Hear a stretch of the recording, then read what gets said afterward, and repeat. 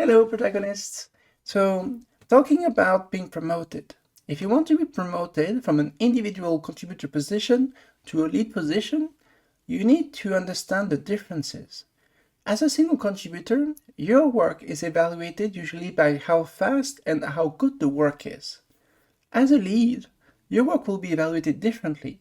It will be, amongst other things, focused on the quality of the work that your team is doing, but more importantly, about the impact for the business that your team provides.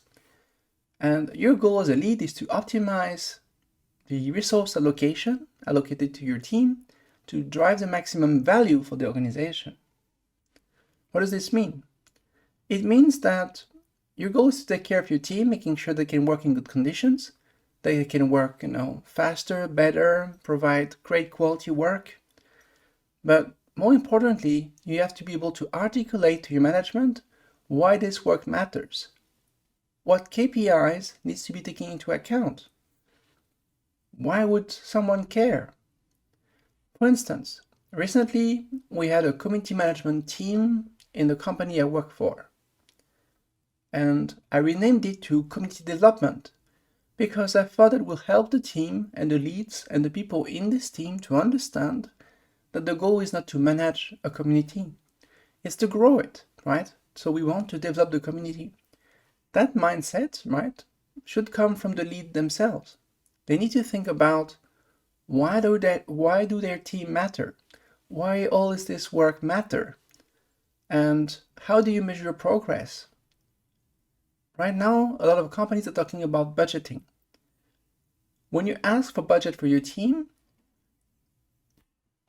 it's not about the amount of things you can do, right?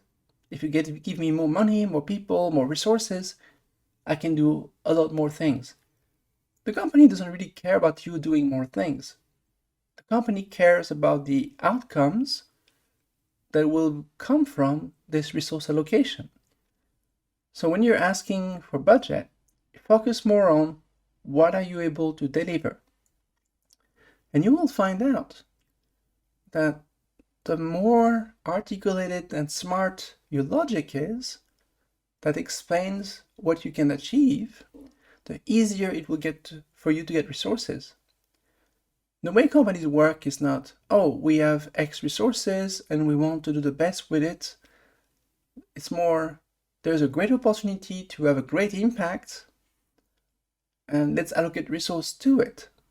So as a lead, a great lead would be able to say to their manager, their director, so whomever above, to say, well, we can grow our KPIs by X% if we get that many resources. And then if the company tell you, well, you can't get that much or you'll get less, fine. You just need to say, oh well, then our growth projection, how much we think we can improve the things, will be only Y% lower. It's the company that will have to decide how much resources they want to allocate to your team. That kind of mindset is very important if you want to be promoted as a lead, because it shows you're able to understand your role, the role of your team and the work you're doing.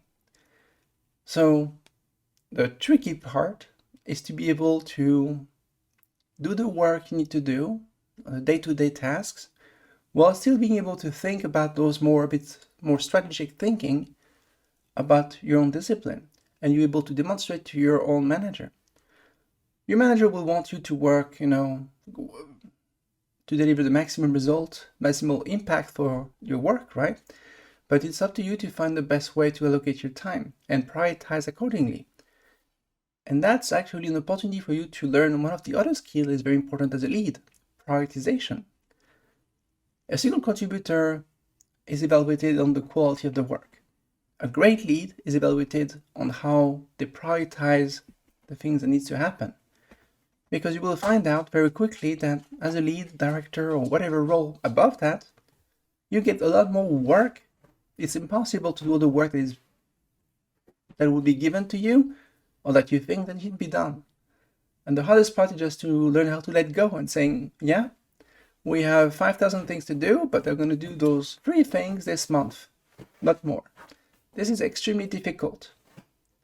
And the higher you go in the organization, the more fire and the bigger the fires are, and you are very tempted to want to run around trying to fix everything. I'm guilty of this quite a few times. It's not easy, right? Because you want to help. So thank you for listening, and don't forget to subscribe. If you have specific questions, I'm happy to answer. I'll try to cover more topics about how to become a lead or how to be a great lead, because I think a lot of people in the industry need to understand what is required to move from this single contributor mindset to a more management mindset. Once you start to open this door, things will get a lot easier. People will start to see that you can think as a lead.